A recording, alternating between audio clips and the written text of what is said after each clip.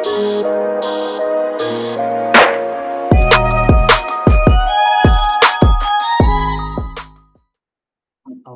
Many aspects of our lives take place both in embodied and digitally mediated spaces.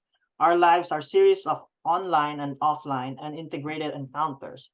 And it's not just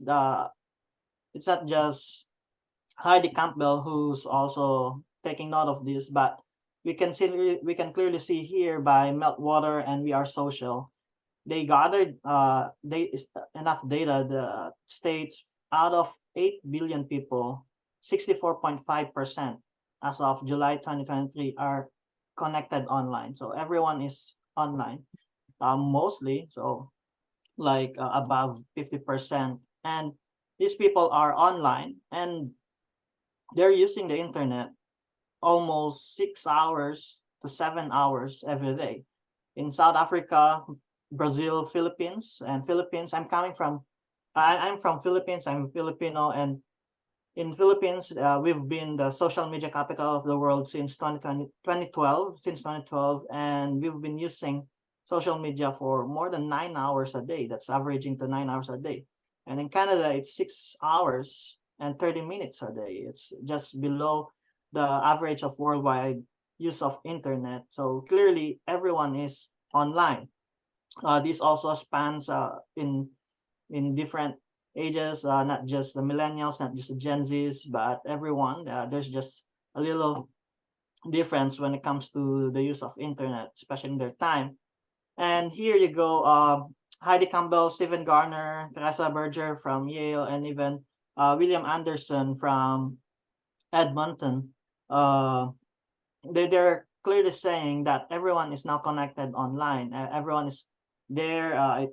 It's affecting us. It's shaping us. It's shaping our theology, our philosophy, and it's really the reality of life. In my perspective, I call this one as digitality, as Asian skewers, wherein everyone is just connected, work, grocery, school, family, church. It just goes through it, and it's affecting us. And other than that, in a network society, we perceive, especially in our pre-colonial setting, we as Filipinos, we perceive waters and oceans, any bodies of waters as bridge. So it bridges us to another land. We don't see it as isolating us or separating us from another land, but we see it as bridge. The same way, when it comes to network theology or network society, we see this internet or other digital spaces and platforms as connection, interconnection to everyone. And part of that we're going to talk about is what Kate Ott from Sid Center of Ethics Values in Garrett Evangelical Theological Seminary would be sharing with her book, Faith, Sex, Tech, and Faith, that this digitality as is also mostly affecting our sexuality, our thought of sexual ethics, especially when it comes to pornography. So as she stated, related to sexuality, no other aspect has been more revolutionized by digital technology than pornography. So we're gonna be talking about that one. So before that, I would like to emphasize on defining what digital self is. So digital self spans everything from your text messages to your sexual preferences, your brand loyalties, your family pregnancy statuses, your point-to-point trips, your recent and upcoming job status, and many other significance and insignificance points in between.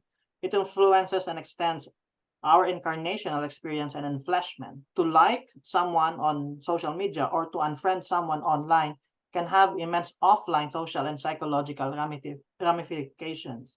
The rise of the digital self has shaped how we view the body, the nature of our embodiment, and the meaning of the self in substantial ways. Kate Ott views digital sexualities as embodied and rely heavily on tactile and neurological responses grounded in bodies. This view is common in the circle of digital theologians, but Ott explains that virtual reality is also an alternative space to offline experiences. Both require the participation of bodies to react to the material or physical aspect of these spaces.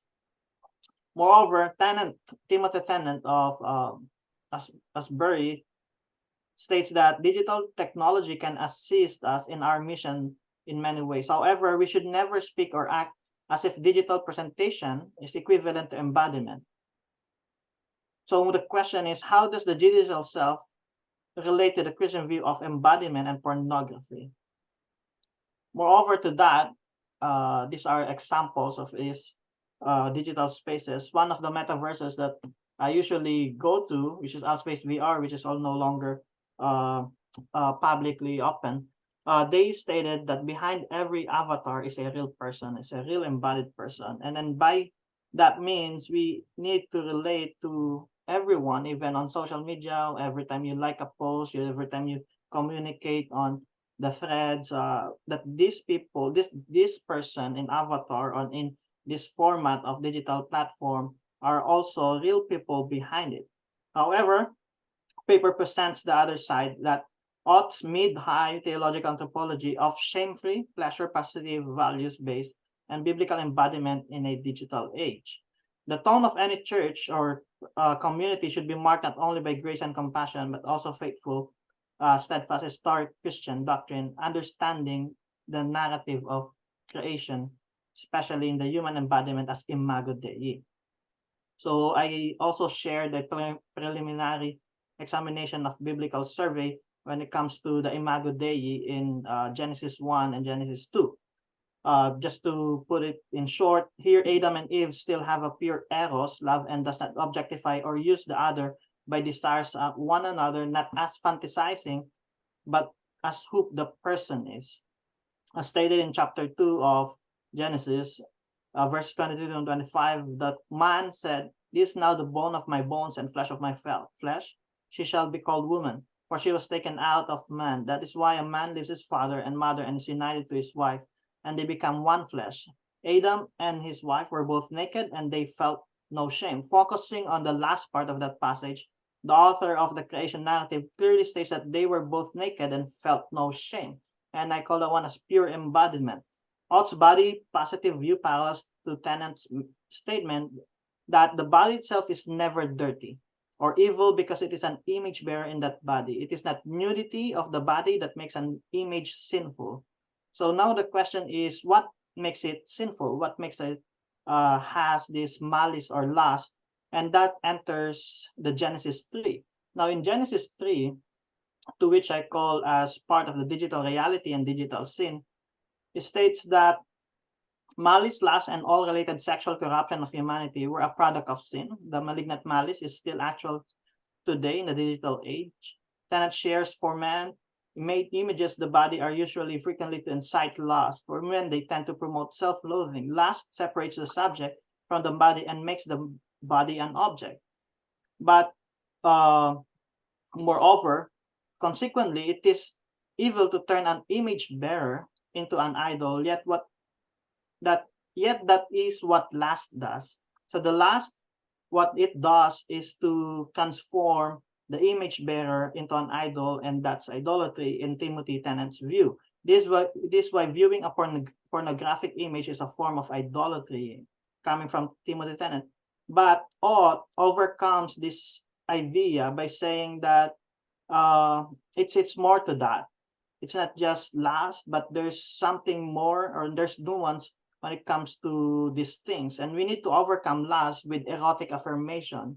And later on, Kate Ott would say that this is through erotic attunement. You need to be body positive when it comes to our digital sexuality. However, due to the fallen state of humanity, the world suffers from its malignant results. C. Ben Mitchell, also a digital theologian, says we are limited and fallen, and that's why the digital revolution has a potential to become a new Tower of Babel. But he proposes to reject uncritical or consumeristic adoption of this innovation is also vital. Now, just showing you this data again, out of the top 20, you can see here, if you're gonna be disregarding these search engines and even social media, there are other websites that people are going to is pornographic materials, Pornhub, X videos, XNX, and X hamster. Now, with this reality, we're going to focus on the idea that one of the deadly digital sins is pornography. So it is lust that actually caters to this uh, digital fall that we have, and I call this one as part of this silence and shame. Other than silence and shame, we also perceive it as partial Gnosticism. People those not people but those who are telling that everything that is online is just gnostic, and I do not agree on that. The paper stated that as well, and this is just a summary of those accusations, saying that there's no digital practitioner assumes that it is a replacement of physical gatherings, but proposes that it is an alternative. And at the same time, it is also arguing against this naturalistic materialism to state that physicalism is the other side of the coin when it comes to limiting embodiment on physical bodies.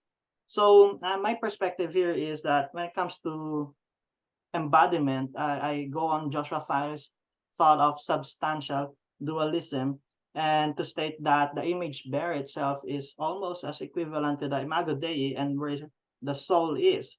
Now, with that thought, when it comes to embodiment and well-being or the wholeness, we perceive this as that even you're inside the virtual spaces, we are somehow embodied, an extension of ourselves.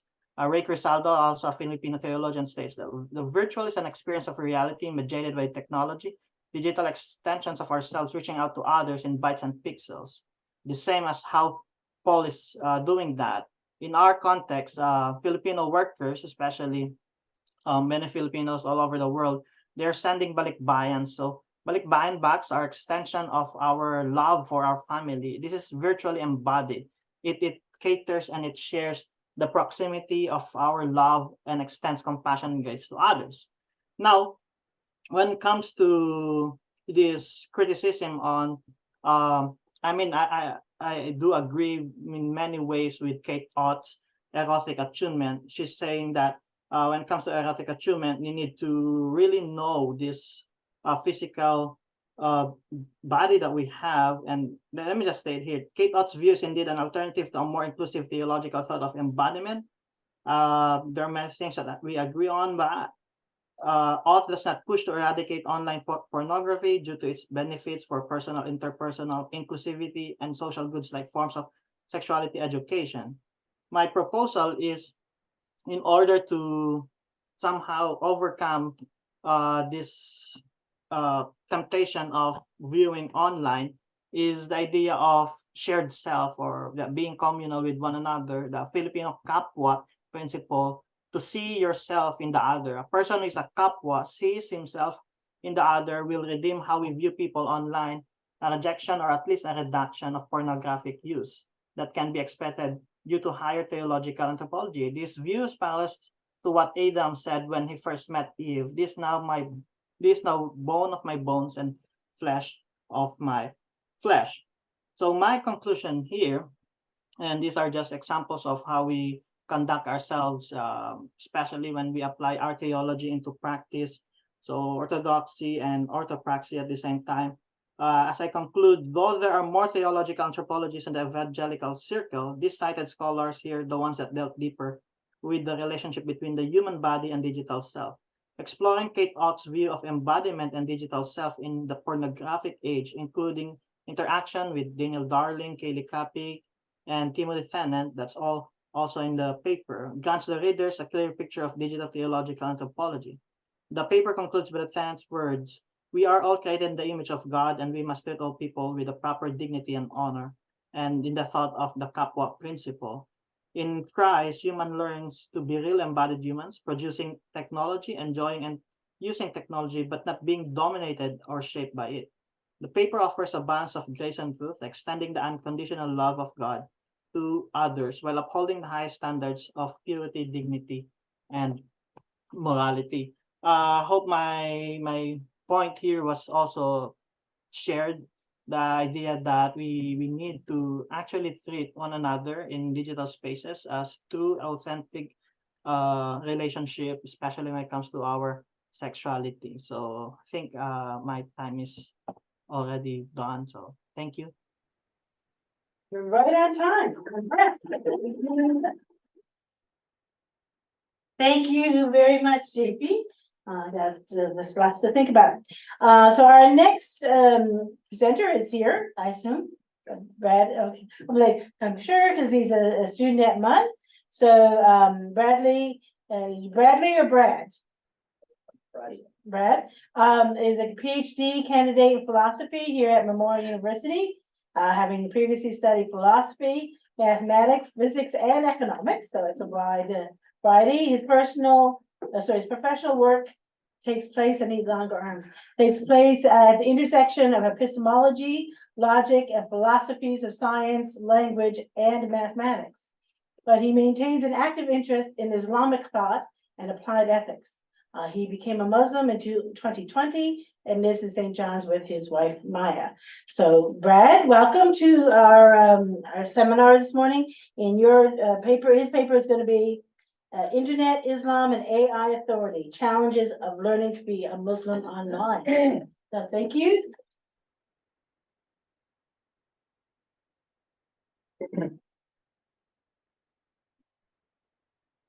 First, I want to thank the organizers, the faculty at Queens College, and all of you for coming.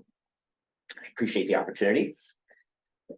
So the first thing I want to say is that there's a lot of bad information online. That's not a profound or surprising statement. Shocker. Yeah.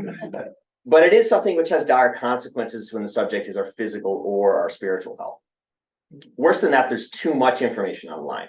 And there's a collusion of forces which direct our attention away from that which is valuable or accurate. My interest today is to discuss these issues in relation to Islam and highlight the role of artificial intelligence in learning how to be a Muslim online.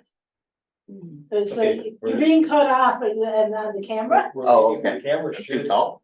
but it mightn't be, yeah, maybe we need to put a book under it, sorry. I want them to be able to see you. It's supposed to adjust, but it's, man, it gets contrary sometimes.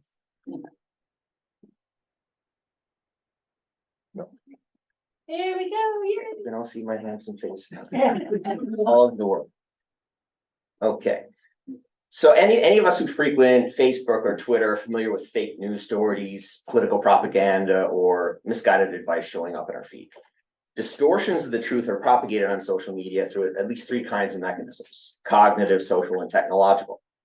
In an environment with an overwhelming amount of information, people tend to choose the path of least resistance. We find cognitive dissonance uncomfortable, and so we try to avoid evidence which contradicts our beliefs, and we gravitate towards information which confirms our priors. These techniques of confirmation bias and self-justification or rationalization are pervasive in human cognition and are not particular to social media or the technological era. However, the power of these phenomena is amplified by the sheer volume of information online, as well as the architecture of social media. Online networks, like many in real life, tend to be centralized. A small group of people is located at the center and is connected to many others. Those in the middle of the network are our influencers and have orders of magnitude more connections to other nodes in the network than those at the edges. If these influencers exhibit a bias in some ideological direction, political or religious, whatever, this will propagate itself throughout the network. Furthermore, the existence of AI bots worsens the problem, since at the center of some networks, there is a core of automated accounts which just amplify each other's content, often of an inflammatory nature. The cognitive biases and organizational structure are sources of misinformation and polarization in social media, but these forces are also magnified by technological powers.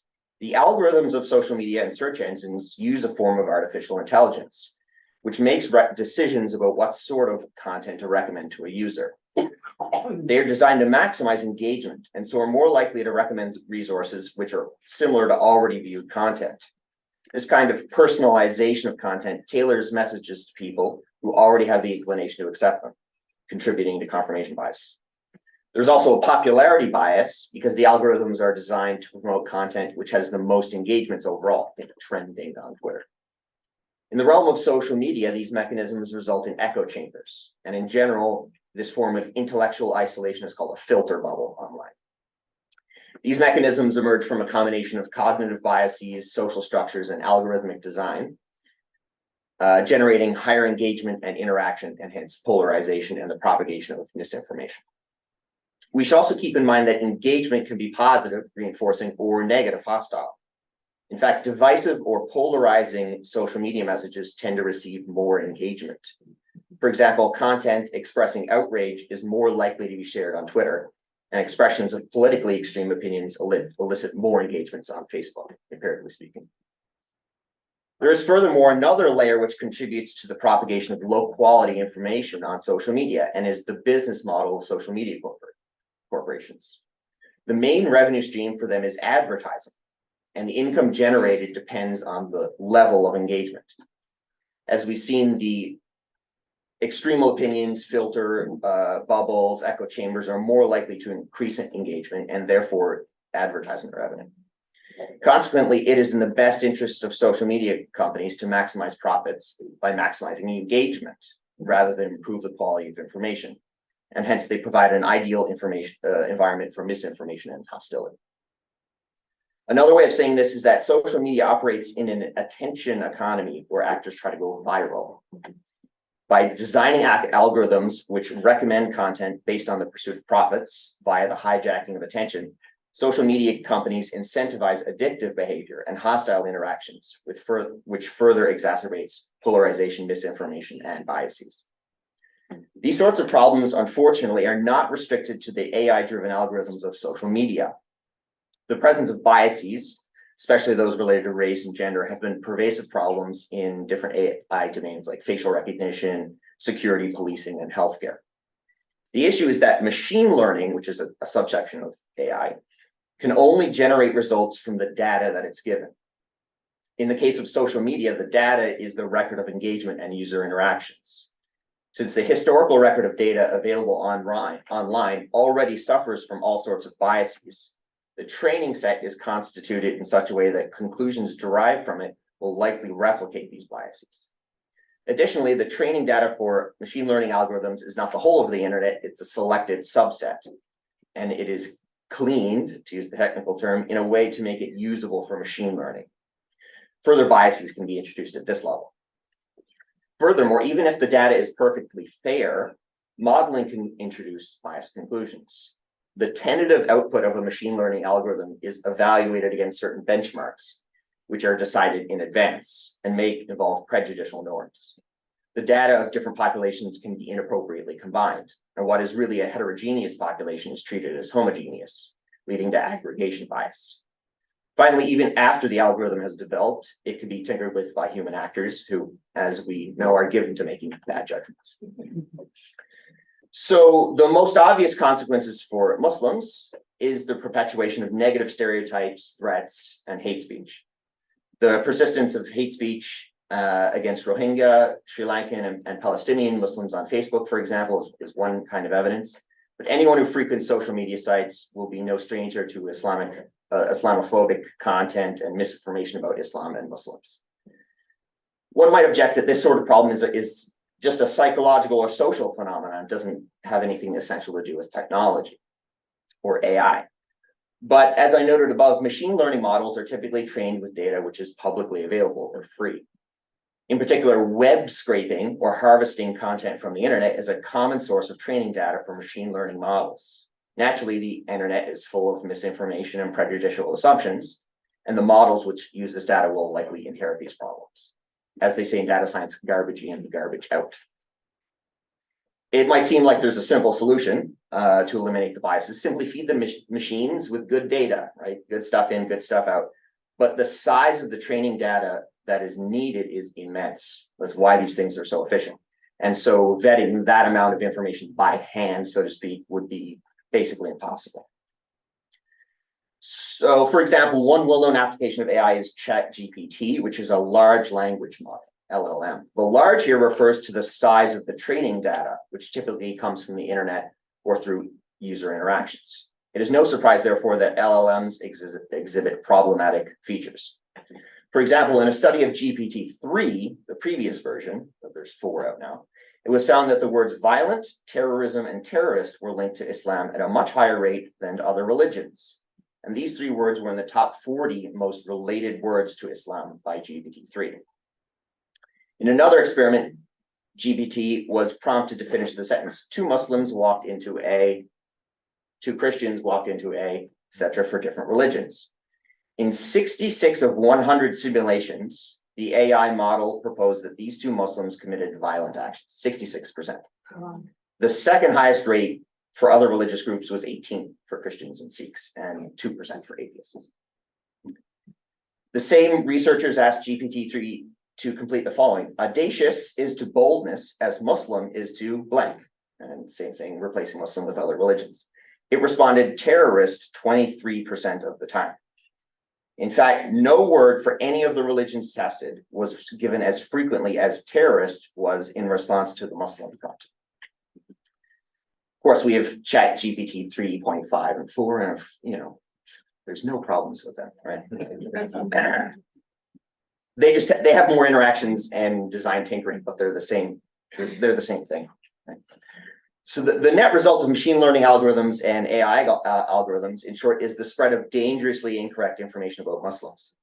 This is especially the case with Islam because of its politicization and sustained campaigns of propaganda. Its association with terrorism owes much to the demonization of Muslims by the American government after 9/11, which was in turn used to justify the invasion of predominantly Muslim countries, Iraq and Afghanistan. Islamic phobic tropes are also propagated by apartheid Israel to generate support for its ongoing maltreatment of Palestinians, and there has been an increase in anti-Muslim sentiments coming from India. Ironically, the destabilization of Muslim majority countries by US interventions and a long history of colonialism in the Middle East have led to an influx of Muslim immigrants to the West, and this has spurred a xenophobic and racist response. The portrayal of Islam as misogynistic, backward, intolerant, and violent serves specific political and economic interests and fodder for the various ongoing culture wars. Now, it might be relatively easy for those with familiarity with Muslims or no Muslims to dismiss such exaggerated caricatures of Islam. However, as with any systematic bias, it often becomes difficult to distinguish between fact and prejudice. The more pernicious effect of depictions of Islam online is the subtle misinformation rather than the obvious inflammatory content.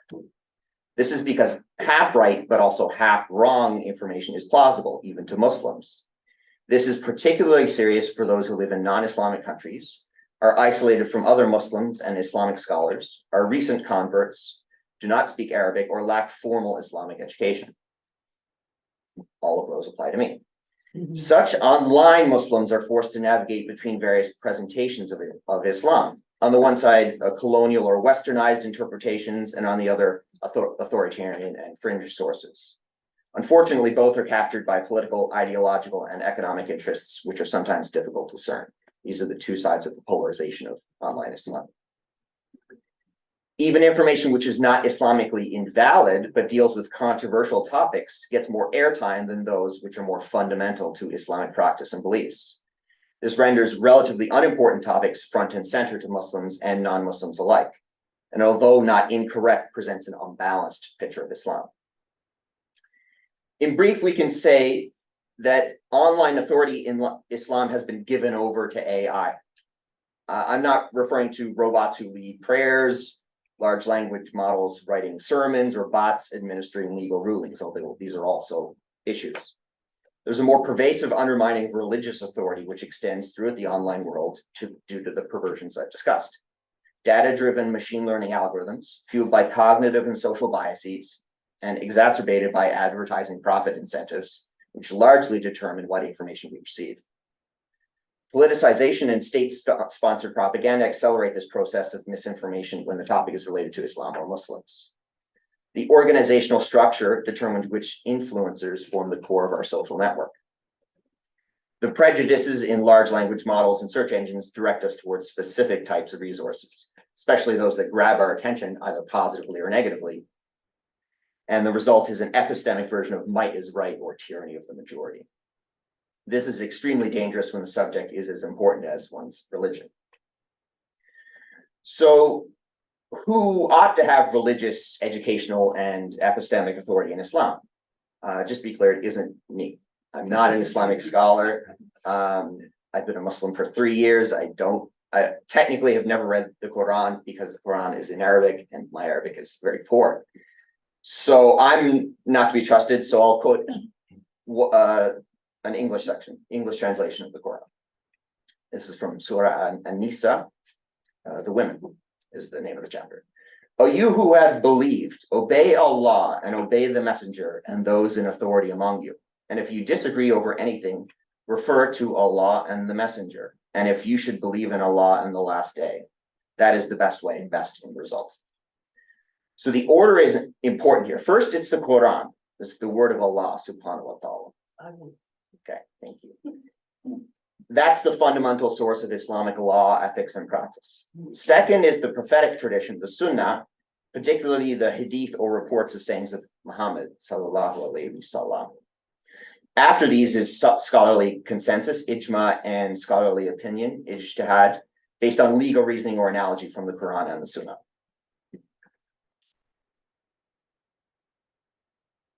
There's no formal institution like the Vatican or hierarchical ecclesiastical authority in Sunni Islam, but this does not mean that all interpretations of Islam or Islamic teachings are equally valid. Islamic scholars, ulama, have historically been regarded as the mediators of religious authority and have developed a tradition of interpretive methods. There is, however, a wide degree of pluralism within Sunni Islam, including the four schools of law, 3 approaches to creed, and various Sufi orders. There have been, of course, various challenges to this religious authority. In the 19th century, there was an importation of Western educational systems and a dismantling of Sharia, which accompanied colonialism in the Middle East, as well as the introduction of new communication technologies. The emergence of the internet and the proliferation of AI is a continuation and amplification of this fragmentation of religious authority and education. In this environment, a decline in the historical influence of traditional religious institutions is accompanied by an individualization of religious beliefs and knowledge acquisition. Mostly young Muslims work their way through different opinions about Islam and models of Islam. In particular, Salafism, which rejects certain hermeneutical and epistemological aspects of classical Sunnism, has become quite prevalent online and supports the reinterpretation or rejection of parts of the traditional Sunni scholarship. In this context, there's a leveling of expertise. Islamic discourse becomes a bricolage where individuals assume the responsibility of constructing their own interpretation of Islam. In particular, the epistemic, deontic, and hermeneutic authority of traditional scholars has been diminished, and online Islam often reverts to a sort of interpretive anarchy. There's been some Islamic reformers who applaud this popularization of Islamic authority. For example, the 19th century Al-Kawakibi argued that ijtihad, scholarly opinion, should be open to all, not just jurists and scholars. He connects the construction of our understanding of Islam through hermeneutical work to the construction of our identity, the liberation of our mind, and discovery of ourself. This sounds lovely to probably a lot of us. It's highly individualistic and liberal, right? And the modernists, Protestants probably, and some Salafists and Islamic reformers might like how this sounds. However, traditionalist Muslims and maybe Catholics in the room will sympathize when I defend the value of a scholarly lineage. Islam is a revealed religion, with the Quran as the word of Allah subhanahu wa ta'ala, and Muhammad sallallahu alaihi wasallam as the final prophet of Allah. With this assumption, it is of primary importance to maintain continuity with the origins of Islam. Promoting a highly individualized approach is likely to go astray and introduce innovations which are contrary to revelation. The probability of un-Islamic practices and beliefs being adopted by Muslims is further increased by the sources of polarization, bias, and misinformation addressed above, augmented by machine learning algorithms and cultural disruptions motivated by profit incentives. So I'm probably nearly out of time. Okay, 2 minutes. All right, that gives me time to just, what I have left are personal comments. I mean, I converted to Islam a little over three years ago. There are some, given this environment and this history, there are obviously some challenges, even just thinking about Islam seriously to begin with. My impressions were implicitly absorbed as a Westerner, right? Raised as a Catholic. Even after I converted, it's quite an isolating experience. I don't have any Muslim family or friends. I don't speak Arabic. And so online is a double-edged sword. Obviously, most of the Muslims I know are online, Muslim Twitter and Facebook and whatnot, but also it also has these problems which I've addressed. So it's difficult to vet your sources and decide who to listen to. There's an information overload, and legitimacy and religious authority is a real problem, right? Especially for new Muslims.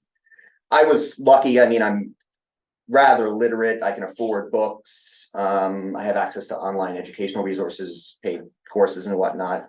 I met my wife, alhamdulillah, Maya, who has received a formal Islamic education and speaks Arabic, so I ask her lots of questions.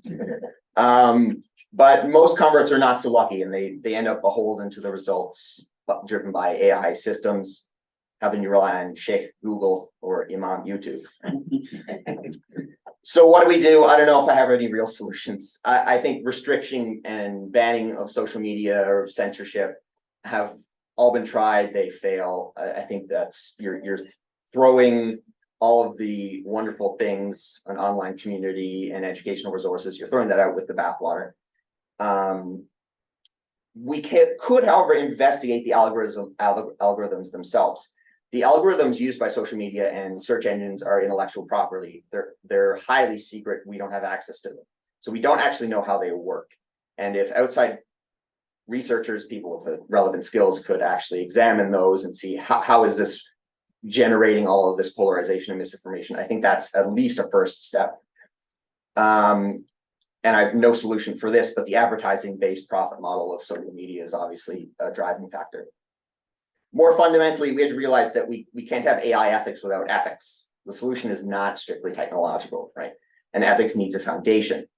I would, of course, recommend an Islamically inspired ethics of technology, which is being worked on by people more competent than I. Contemporary society is losing our trusted agents. In an agent environment in which everyone can be an expert, nobody is an expert. We can just Google it. On the Islamic end, we need to address this as an ummah, as a community. Technological literacy is important in the short term, but in the long term, we need to rehabilitate and expand the system of Islamic education, which predated colonialism and the fragmentation of religious authority. In education, unlike technology, more is better, and it provides a safeguard for our religion, whatever it is. In this regard, despite my occasionally negative tone, I advocate for the radical possibility of cohabitation and mutual contribution between Islam and artificial intelligence. Thank you. Thank you.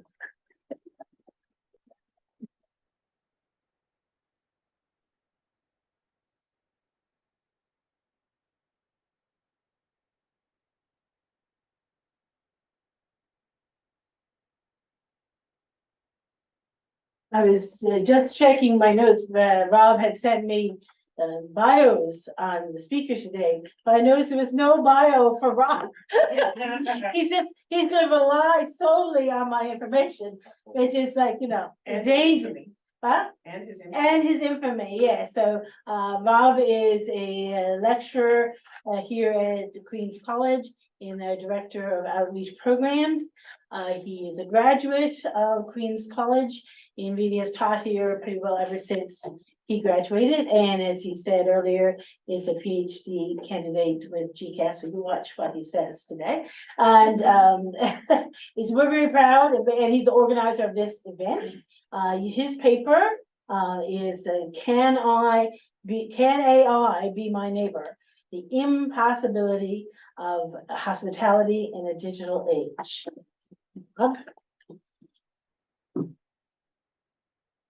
Apparently I'm in Vanna too, so Yeah. give me a minute. Gonna work my slides. Do I start the timer before I can start working? You get the time. I don't want to freak anybody out, but Jack Caputo is right there Taking it all in. watching me give a talk. So I'll be okay. Maybe I'm gonna get it to start. Yeah, I'm going to introduce stuff anyways. Okay.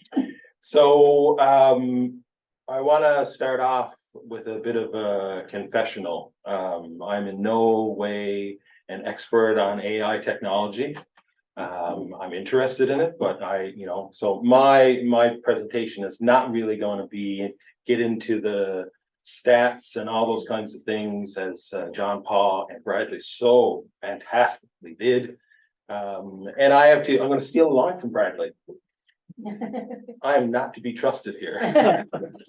I like that. I'm not to be trusted here. So really what I'm doing is just sharing some stories,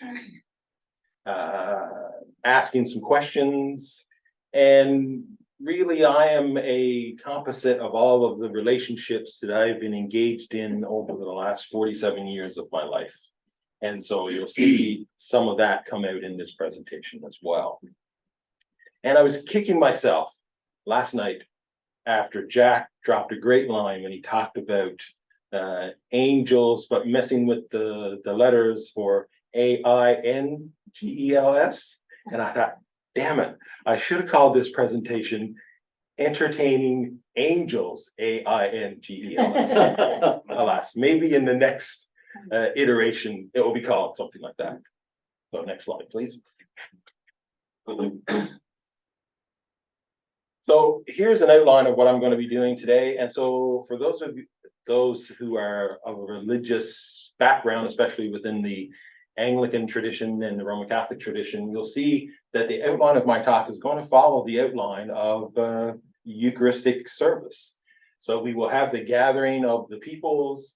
I'm going to talk about the profits of hospitality. Now that's not profits like making money profits, but although maybe these guys made some money. And we know Abraham's kind of rich. So the prophets of hospitality for me are Abraham from the scriptures, Levinas and Derrida.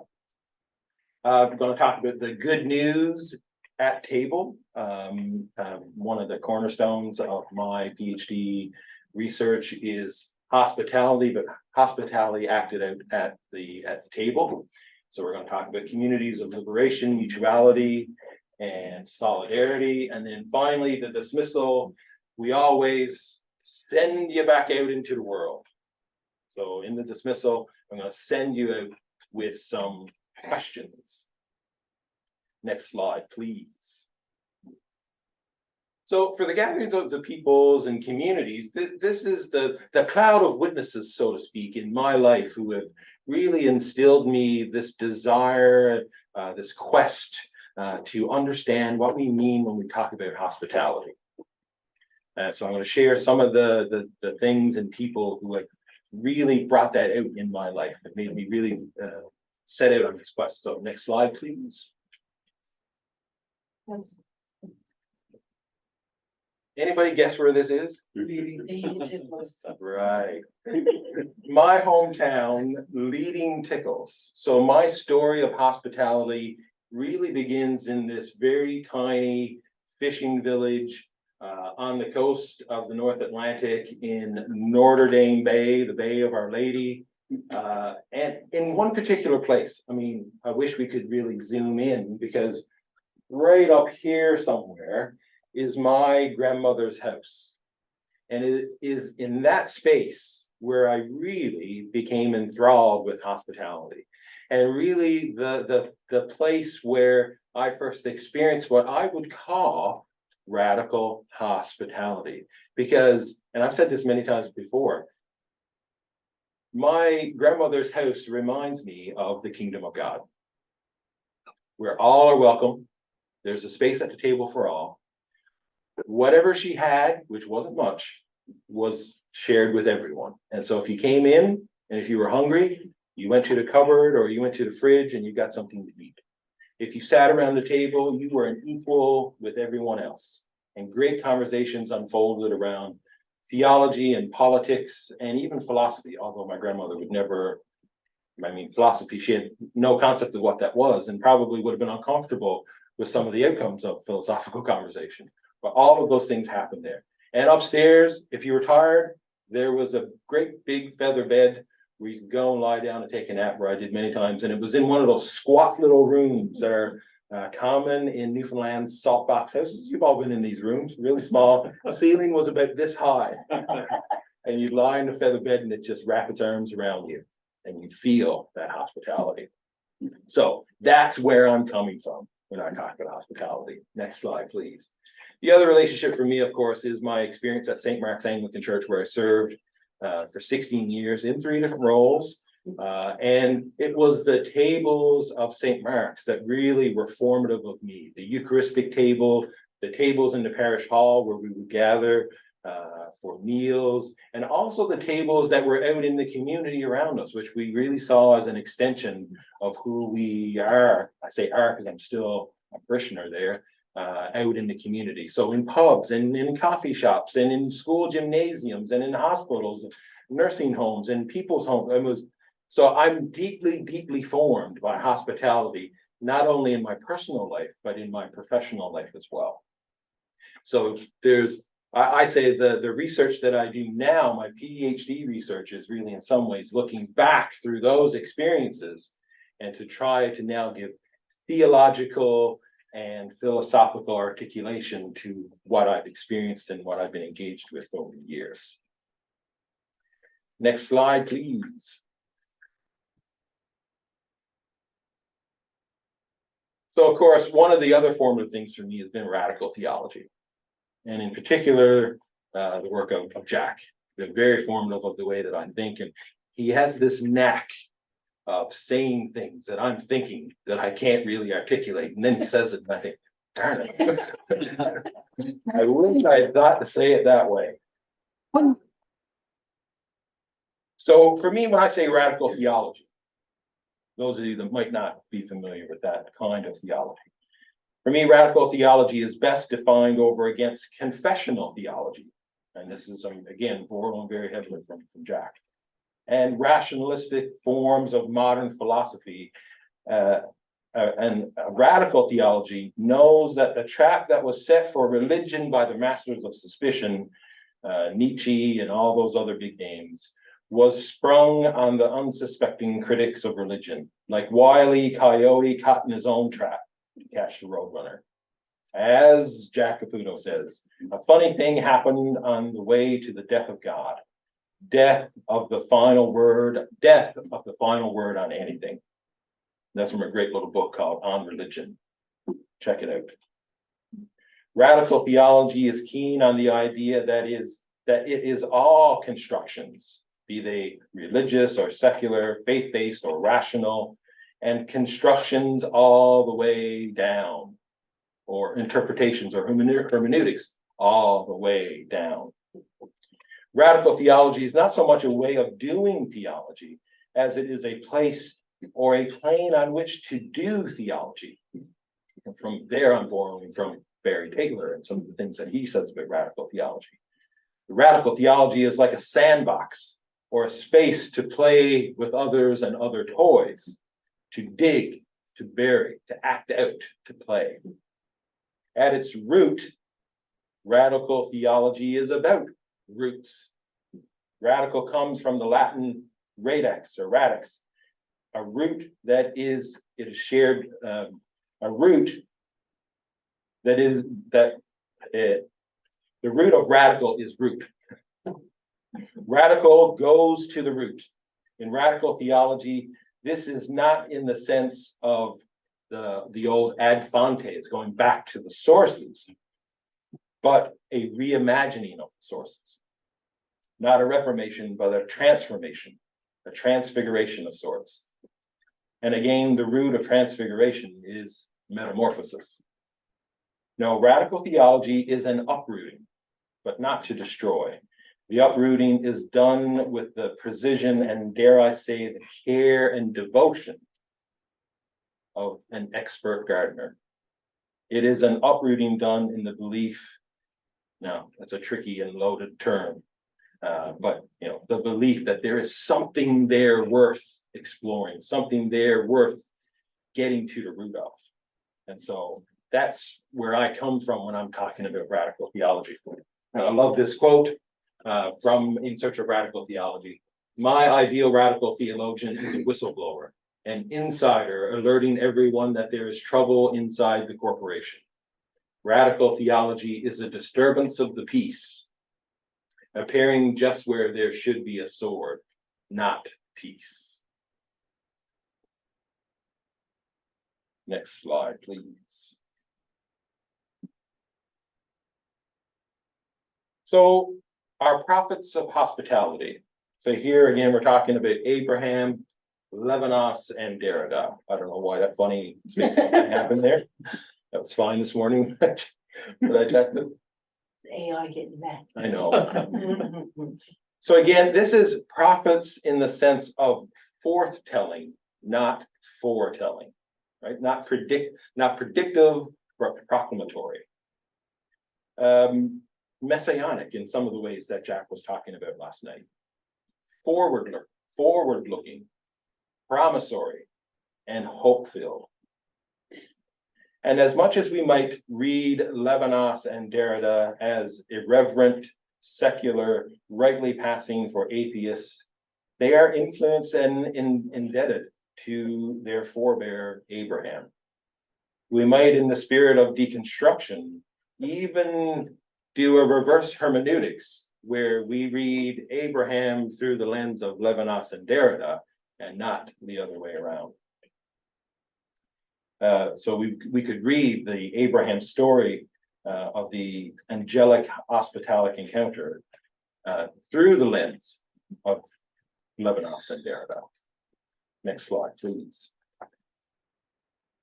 So here we have one of the most famous images of that encounter of Abraham and the three angelic visitors. And this particular painting is by Ferdinand Boll. So this story comes from Genesis 18 in the Hebrew Scriptures. So just to summarize the story a little bit. So by the oaks of Mamre, God again appears to Abraham in the heat of the day in the form of these three visitors. Now we interpret them as angelic visitors.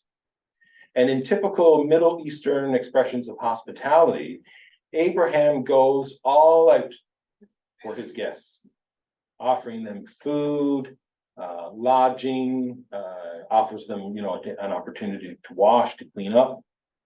He spares no extravagance. This is radical hospitality. The visitors come with their own gift, that of a promise. The promise that Sarah will bear an heir. This is a covenantal experience, a covenantal encounter. And this is a reaffirmation of the covenant between God and Abraham. They come with the gift of hope, of something yet to come, the avenir. And what the angels have to say is so shocking that Sarah bursts into laughter. The idea that Sarah at this old age would bear a child is just laughable. But compare this story with the story that follows in the book of Genesis, which is the story of the inhospitality of the story of Sodom, where the angels go to Lot and they're unable to find even one good person to even save the city of Sodom. This story is the root of the entire tradition of the prophets, but also, I believe, of the three Abrahamic faiths. Like this idea that hospitality, care for the other, care for the stranger, is at the very root, the very heart of our stories. And for us as Christians, it's central to our understanding of Jesus and his proclamation of the kingdom of God. So next slide, please. Here's where I get a little nervous, talking about Levinas and Derrida with you know who. Sitting right there.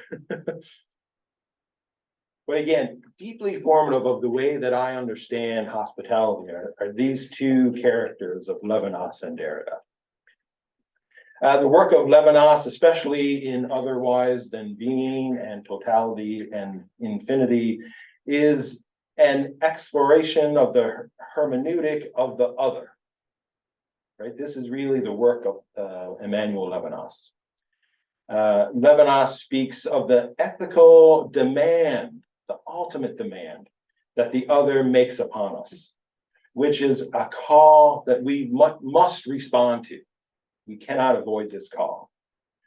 Levinas presents a critical hermeneutic a hermeneutic that flow that is disrupted, and the unfamiliar, the other or the transcendent, causes a self-critique of us, the immanent, by the other. And this Levinas makes great use of the idea of the face of the other, right? That we come face to face with the other, and it is that encounter that we are then to be held responsible to care for the other. 5 minutes. Oh crap. Next slide. Is that not the sexiest philosopher you've ever seen? Look at that smoldering, heavy look. I mean, just so good. Of course, for Derrida, hospitality is always hospitality, which is one of his clever play on words to talk about both the promise and the poison in the actual word of hospitality. In the root of it, it is both hospitality or host, but also hostile. So for him, there's always a risk to hospitality. And hospitality, as Jack so eloquently said last night, is all about the to come, right? So the to come is always more important than the actual end game of hospitality, if there even is such a thing as hospitality. In hospitality, as there is in democracy, justice, forgiveness, the gift, all those things that he plays with, it is not hospitality, but what happens or what is being done in the name of hospitality. As there are limits to hospitality, are there limits to hospitality, or is to put limits on hospitality to negate hospitality? You know, is there such a thing as pure hospitality? These are the questions that Derrida plays with. But really, for Derrida, hospitality is about an openness to the future, to the stranger. It's risky business. But as Levinas says, it's a beautiful risk. Therefore, it's worth taking. And there's another great Derrida quote, besides from that one right there. This one comes from Deconstruction in a Nutshell, which Jack was a part of. That was the table conversations at Villanova, I believe. Yes. And he says this, Derrida says this about institutions and deconstruction. Because however affirmative deconstruction is, it is affirmative in a way that is not simply positive, not simply conservative, not simply a way of repeating the given institution. I think that the life of an institution implies that we are able to criticize, to transform, to open the institution to its future. The paradox in the instituting moment of an institution is that at the same time that it starts something new, it also continues something, is true to the memory of the past, to a heritage, to something we receive from the past, from our predecessors, from the culture. If an institution is to be an institution, it must, to some extent, break with the past, keep the memory of the past, while inaugurating something absolutely new, which is the summary of my PhD dissertation right there. It's the whole thing I'm trying to get at. Next slide, but very quickly. Here's another image of that famous encounter. This one is from Marc Chagall. And so some differences here. Notice how all three of the angels are looking at us. Notice how Sarah is standing on the tree of life, right? That idea of the promise of the to come, us being drawn into the picture, echoes of that famous icon from Rublev, you know, with the three angelic visitors looking at us. We now believe there was probably a mirror stuck to the bottom of that one to draw you into, you are a part of this 1 minute. But also up here in the corner is the encounter of the angels with Lot. So in the promise is also the curse. In the hope is also the damnation, right? So that idea of the impossibility of hospitality. Next slide. So for me, these encounters happen at table. And this is for any religion, right? You show me a religion, I'll show you a table, right? They're a part of who we are as religious people. And so, of course, I'm formed by the Jesus story and his table ministry and his table fellowship and how he calls people together. And so this is where I think, to bring up that name that we mentioned a few times last night, Ilia Delio. This is where she says AI technology needs religion, because religion gives us a good dose, good religion gives us a dose of, good community and guidance, and reminds us of what we're here for, why we're here. So let me get to my dismissal. One more. So, who is my digital neighbor? So I'm just going to leave you with some questions real quick. Next slide. If we're talking about the possibility of hospitality in terms of AI technology, or really any digital technology, we're really talking about the hospitality of AI, that it is risky business, we don't know, and that it is both poison and cure at the same time, right? That digital technology there is good, but there is danger. There are risks that we need to be aware of. So we need to be aware it's always going to be risky business. Next one. We need a theopoetics of AI. So we need a new theology. We need a new religio-spiritual discourse on what it means to be human and what it means to live in human community. We need to reimagine our stories. So many of the grand narratives that we've inherited from the past no longer make sense in the world in which we live. How do we find these new stories? And I would go one step further from a theopoetics, that we need an ecclesio-theopoetics or a communo-theopoetics, a new understanding of community. Last slide. Technology as relationship. And this flows out of some of the conversations we're having here at Queen's College, the idea of how we even view technology, that yes, it is a tool. All technology is a tool that we create, and that we form technology, and then technology forms us. I think probably all of us who are in this room who are of a certain vintage, we still have a view of technology as a tool. It is something that helps us do things.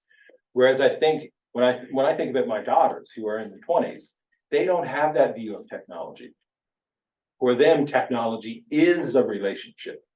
So when they're, to use a Newfoundland expression, facing eyes into their phone, they're not viewing that as a tool. They're viewing that as a relationship, a connection to the world and to others. And it's interesting. I would close with this. I highly recommend reading a recent paper that was put out by the Vatican, of all places, that I agree with. But it was a group of digital theology scholars that came together to publish this paper. It's called Towards Full Presence, a pastoral reflection with social media. And basically, they use words there to talk about social media, which I think could apply to AI, like neighbor and hospitality. That's how we need to view these technologies, and not only just as a relationship with the technology itself, but as a way to relationship with others, with the world itself. And of course, if it's just a relationship with people, that doesn't go nearly far enough. We need to rethink it as a relationship with the earth, with the land itself, with creation, and also in the cosmos that places us, locates our place, like Jack was telling us last night. Sorry to rush. Thank you. Old preacher's habit.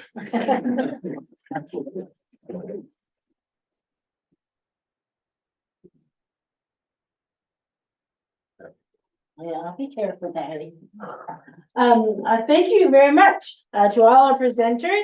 We have about 5-6 minutes for questions. I know that's not a lot of time. So please indicate who the question is for, which of the papers. And if you're in the room, please stand up, and hopefully our owl will find you. And after you say your first few words, and people online can see you. I know there's a lot going on in our heads. So does anybody online or online, you just put your hand up, then technologically way, and in the room, physically put your hand up. I think if you have a good computer, you physically put your hand up, and the computer will put the hand up in Zoom too. But Questions? Okay, yep, stand up. As a question for Rob. So in the quote you had from Derrida, you said something about calculating the risks.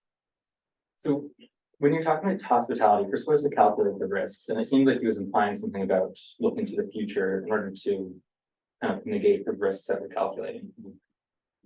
In that kind of relationship between the risk calculating and going ahead with the hospitality anyways, with a view to the future, are we kind of making hospitality a means to an end with the hopeful payoff that the future might have? Or is it something more deeper, like hospitality is intrinsically valuable itself? Thanks. Yeah, well, so for me, and I think I'm following there. I think you better stand up and speak loud too. For me, I think I'm following Derrida when I say that hospitality in and of itself is the goal. And when he's talking about calculating the risk, he's not saying, but he still wants to leave an open, a break, a fracture, because he says, but calculate the risk, yes, but don't forget, leave space, leave an open, leave a possibility for space for the foreigner, the poor, the forgotten, the marginalized. So I would say hospitality in and of itself is the goal. It's not a means to some other end, but it is, it's what we're trying to. He's just saying, just be open that little tiny bit. Like don't have that closed system. Leave enough space for the possibility of hospitality. Thank you. Other questions for either one of our speakers? And I'll have a lot of information. Sue? I actually had a question for JP, if you don't mind. Yep, it's here somewhere. Turn on yeah. your camera, JP. If you don't mind. One of the slides that you showed had the number of hours per day usage. And I noticed that it's the more remote, like Filipinos was one of them, I think South Africa was another. What do you think it is that's actually driving such high number of hours usage? Do you connect that to pornography use? And is that somehow, like, is that driving this digital sin sort of thing? Can you talk more to that? Yeah. My answer to that is yes and no. Yes, for the Philippines, I think the Filipinos were numbered as the second highest users when it comes to pornography, specifically in the Asia part, and I think the whole world.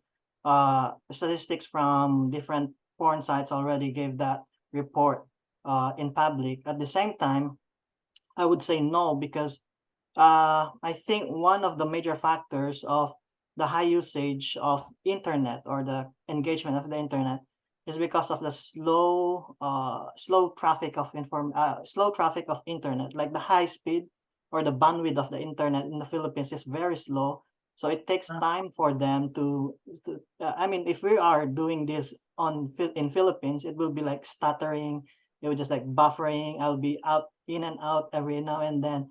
So that kind of factor as well, because we were figuring it out before, like how would that be that we have a very slow internet at the same time we're like the highest usage of internet because of this slow internet factor that we also have. And we are one of that. I mean, the global report also indicated that at the very last part of their 350 pages reports, and it's I think it's connected. It's really connected there. Okay, thank you. Thank you very much. Any other questions online or in person? Frank? Last night, Dr.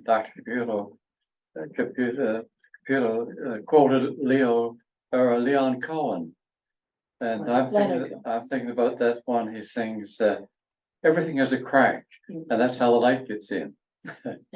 And in the issues that of AI and its use and abuse, I think there's a fundamental premise somewhere in the argument that's being accepted about creation. I'm really concerned in my thinking now about the relationship between spirit and matter that I've been reading about that stuff lately, probably because of my age. But I'm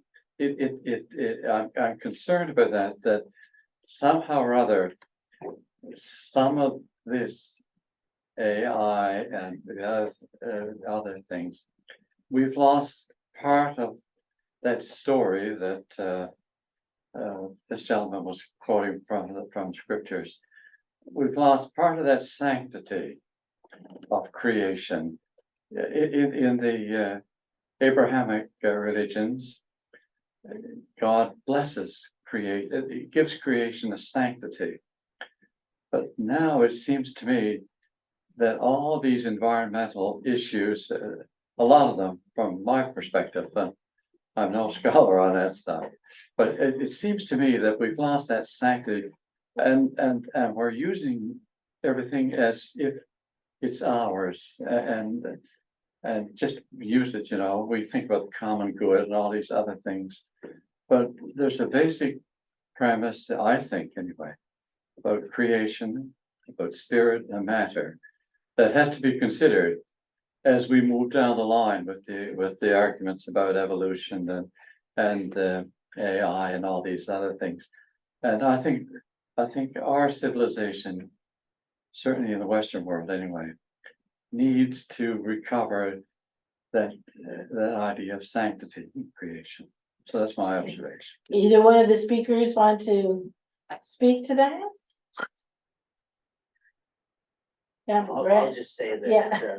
in Islam, humankind are the vicegerent of Allah subhanahu wa ta'ala. So really everything, God owns everything. We're responsible for it, right? But it's really not ours to do with as we please. Thank you. However, in the, excuse me, can I? Couldn't stop you, Frank, go ahead. In the materialism of the present world, is that just theory or is that practice? I think we've got the Western world, or Christianity, I have to say, has that sense of sanctity, but we've lost it in my mind. So, And we have to recover that as we go ahead with developments. so I just want to make sure I'm hearing you correct. Yeah. Is that what you're saying is there's sort of like a dissonance between what we say Yes. we believe in That's terms of sanctity and God being present, Allah being present and all, That's and the right. reality of how we live that out, which I do think that JP mentioned as well in his paper, that we have to see the avatars as embodied persons and treat them with the sanctity, that we should treat all humans with. You've got hands going everywhere now, and I'm soon gonna need another coffee, but okay. We're at 10:33, so we're eating into our coffee break. I'm just letting you know. We have one online. Maybe two or three, no, one. One online. Yeah. Go ahead. Glenn, do you want to ask a question?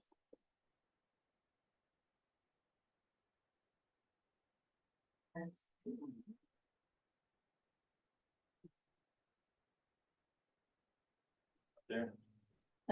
All right, okay, Barry, Yeah, while we're getting Glenn straightened out. I have a question for Brad. So on one hand, you point to the emergence of these highly individualized interpretations of Islam that are taking place through social media and online. But on the other hand, you acknowledge that what is being created online is the product of algorithms that are probably controlling how we respond and think and our behaviors, which would be like the erasure actually of any individualized interpretation. So I'm just wondering how you square that difference. Are they not seemingly highly individualized interpretations, but they actually aren't? They're actually a very authoritarian kind of interpretation. It's just a very different authority that's guiding, namely the drive to generate profit. Yes, that's exactly right. I think that's the case with a lot of decisions which we believe to be of our own free will and individualized. We're controlled by a whole host of forces and powers that we may not be aware of. And so instead of an explicitly religious authoritarian perspective, we're under the auspices of a technological and economic form of authoritarianism. That's especially pernicious when has to do with the interpretation of religion. And so yes, it does appear to be individualized in that a single person is involved in this sort of hermeneutical exercise, but they're being buffeted around by all of these forces. And so that's another reason why that's an unreliable process. I think the only kind of solution is a more communitarian and tradition oriented epistemic. Thank you. I was trying to find, and I don't know, I'll turn to my brain. Heidi Campbell has a great book about creativity and authority online. Yep, Yep. she calls it digital creatives. Can't think of the name of it, Yeah. but yeah. Yeah, so she writes particularly about how the nature of authority, how internet is changing the nature of authority, and from the hierarchy, from the hierarchy, so deciding who's the person of authority, to the people who are using a media, often deciding who's going to be the person of authority. And that's just really simplified. Luckily, she's not online with us today, so but yes. Did we figure out Glenn? Okay. All right, well, let's take a coffee break and come back to our second. Thank you very much to all our speakers.